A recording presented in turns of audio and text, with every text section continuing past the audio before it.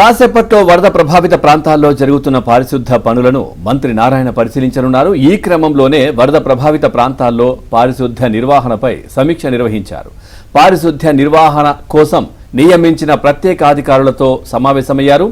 నిన్నటి నుంచి శరవేగంగా జరుగుతున్న పారిశుద్ధ పనులపై చర్చించారు. ఎక్కడికక్కడ పనులు ఎలా జరుగుతున్నాయో అని అడిగి తెలుసుకున్నారు. పారిశుద్ధ నిర్వహణ కోసం అవసరమైన వాహనాల గురించి వివరాలు కూడా తీసుకున్నారు. ఆయా ప్రాంతాల్లో చెత్త తొలగింపునకు అవసరమైన జేసీబీలు, ట్రాక్టర్లు, ఇతర సామాగ్రి మంత్రి నారాయణ ఏర్పాటు చేస్తున్నారు.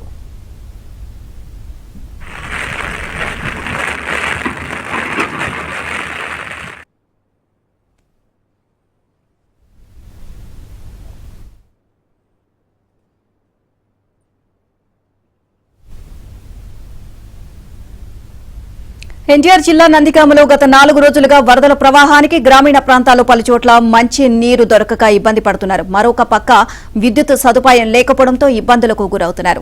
కూటమి నాయకులు మంచినీటి ట్యాంకర్ల ద్వారా వారి అవసరాలను తీర్చుతున్నారు. ప్రతి ఇంటికి మంచినీరు అందే విధంగా చూస్తున్నారు.